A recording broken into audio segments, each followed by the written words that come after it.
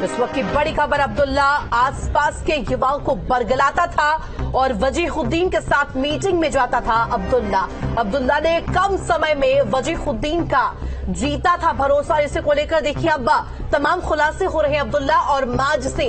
वजीहुद्दीन के सामने बैठाकर पूछताछ और आतंकी वजीहुद्दीन के टेलीग्राम ग्रुप के जरिए ये जानकारी मिली है। तो टेलीग्राम ग्रुप से जुड़े छात्रों को एटीएस को जानकारी मिली। टेलीग्राम ग्रुप में 80 कट्टरपंथी युवाओं को जोड़ा गया था, यानी कि मंसूबे काफी खतरनाक थे। अपना संगठन बनाया जा रहा था, टेलीग्राम के जरिए युवाओं को उसमें जोड़ा जा रहा था। तो रिमांड पे लिए गए आईएस के संदिग्ध आतंकियों से पूछताछ में बहुत चौंकाने वाले खुलासे हुए हैं। और इसी खबर पर तमाम और जानकारी के साथ में लखनऊ से संवाददाता शुभम हमारे साथ जुड़ गए। शुभम, अभी तक की पूछताछ में जो जानकारी यूपी एटीएस को हाथ लगी है उससे यह साफ होता है कि इन लोगों के मंसूबे कितने ज्यादा खतरनाक थे और प्लानिंग कितनी बड़ी थी।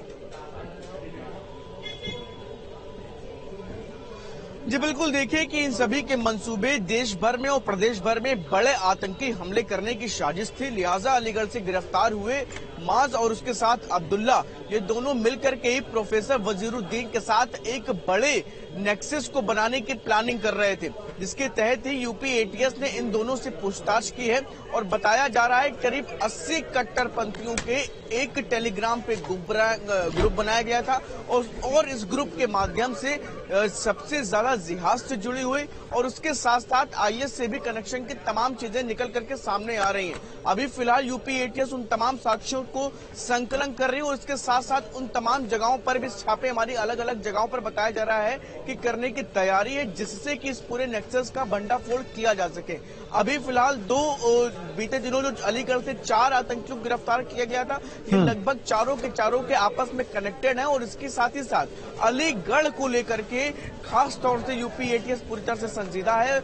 ऐसी तमाम तरह की जानकारी सामने आ रही है कि अलीगढ़, सहारनपुर और उसके अलावा जो आसपास के पश्चिमी उत्तर प्रदेश के ऐसे जिले हैं जहां पर अभी और भी ज्यादा इस कनेक्शन से जुड़े हुए लोगों की होने की उम्मीद है। लिहाजा एक बड़े ऑपरेशन की तैयारी में यूपी एटीएस लगातार अपनी इस तरह की छापेमारी कर रही है।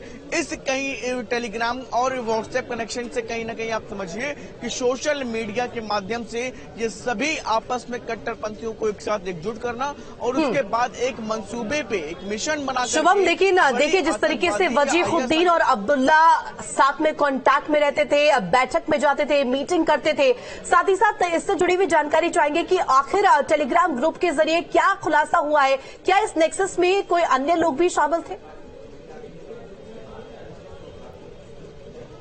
लगभग 80 कट्टरपंथियों की निकल करके बात सामने आ रही है। इस टेलीग्राम के माध्यम से वजीरुद्दीन, अब्दुल्ला और माज, ये सभी इस ग्रुप में साथ रहा करते थे टेलीग्राम में। और इतना ही नहीं, इसके बाद बहुत सारे ऐसे ग्रुप बनाए जाने की जानकारी है और इन 80 लोगों को प्रदेश भर में, देश भर में अलग अलग जगहों पर पहले तो अपने इन इरादों के साथ जोड़ने का काम ये लोग करते थे और उसके बाद इनको काम सबनेट किया जाता था। क्षेत्र वाइज, रीजन वाइज काम बांटे जाते थे और उसके बाद अपने मिशन में लोगों को जोड़ने का काम ये लोग करते थे। आप समझ सकते हैं कि एक पूरी की पूरी एक आर्मी अपने तरह से ये लोग तैयार कर रहे थे, जिससे कि देश में और प्रदेश में इस तरह की बड़ी घटनाओं को आसानी से अंजाम दिया जा सके। और ऐसी मानसिकता वालों को, खास तौर से जो कट्टर हैं, जो देश विरोधी गतिविधियों में शामिल रहते हैं, देश विरोधी गतिविधियों में कहीं ना कहीं उनका दखल रहता है, तो उन लोगों को खास तौर से जोड़ने का प्लानिंग है।